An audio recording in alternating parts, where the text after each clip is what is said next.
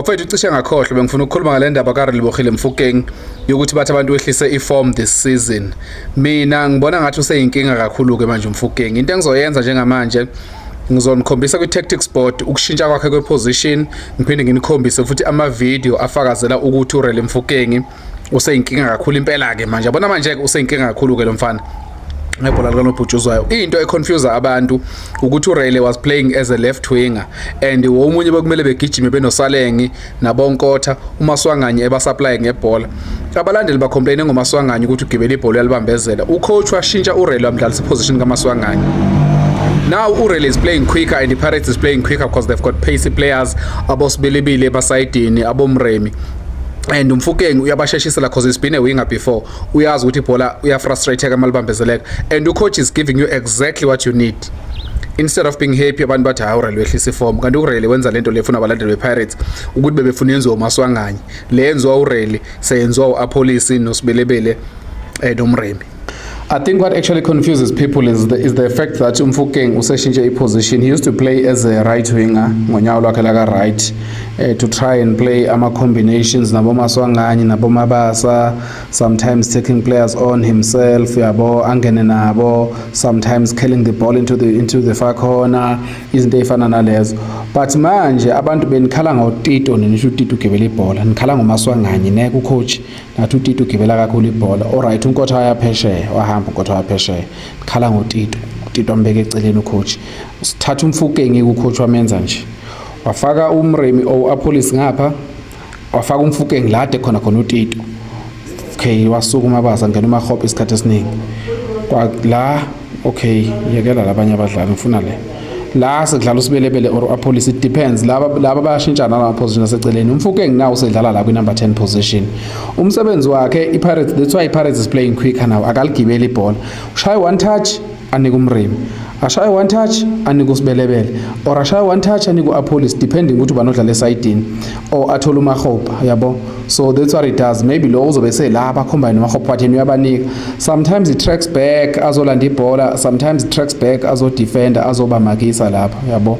Laba maybe let's say uNdulo osuke ku number 6 umbatha or uNemtajela osuke ezodlala le position le ka number 8 ukuthi abe box to box, from box to box asize zonke indawo.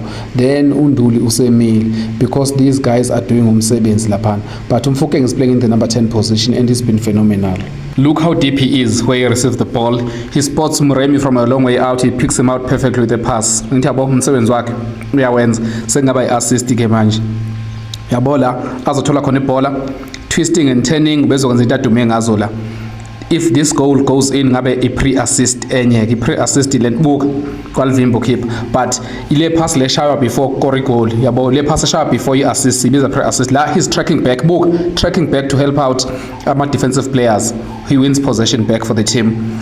So yeah, udume ngama pre-assist ke manje asedume ngawo seyinkinga kakhulu yabo. Dathola khona ibhola wenzani bayekunika usukona usuzophasa nje pass ethi nje nca ish walivimba la. Umthabola uthola ibhola udriftela ku number 10 position yakhe phakathi nendawo bona uzokwenzani na into afana improve kuyokushoota. If unganje ufana improve ku-shooting ke cha ngawe uyakhuluma.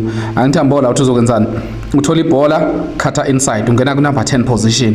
Ayish buka waphaka esana buka yabo mayakuphakela usuzonikeza umuntu adle nje unca yabo buka la uthola ibhola yabo uya10 sets Hoto through on goal no goalkeeper. He plays quick. Animfundo ogibela ibhola mayiphasela iwinga, it's either lizokora or lizophasela umuntu nje osuke semi kahle.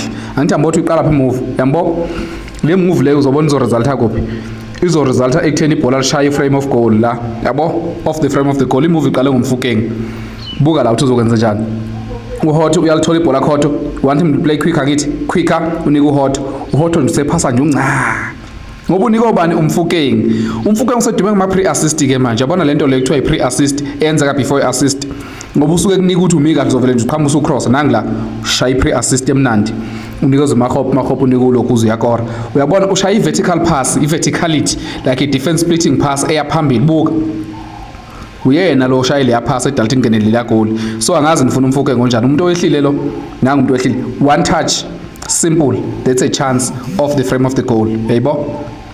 Kuphi futhi nanga uMofokeng uthola ibhola pre-assist goal of the season lo muntu onika usibili bele ulithathe kumfukeng ngibone la touch kamfukeng ayinikelwe yamuntu he buka la umfukeng uzokwenzani buka bese provide enye ilokhuzana i-key pass lapha emva kwalokho lenzana ibhola cishe langena yabona uTumrem buka so close umfukeng ube phenomenal behind that move buka la wenzani mfana improve lana ke kushutheni buka ke hayi nangu umfukeng mayinga improve la kwi shooting ngabe yakhuluma kodwa okunye ukwenza kahle perfectly as the number 10 kusupply ama wing nokusupply uye noma ebelele pass uhoto ubemebele bekumebele ukumfukeng usedume nge-pre assist manje into asedume ngayo buka into ayenza la buka le pass okay i-diversion into azoyishaya buka le run azoyishaya u-drag defender evulela umrem indlela mbo wayi-drag defender avuleka indlela la wakhahlela umuntu hayi ke what it does here is a thing of beauty accelerates away from i-defender unika i-pre assist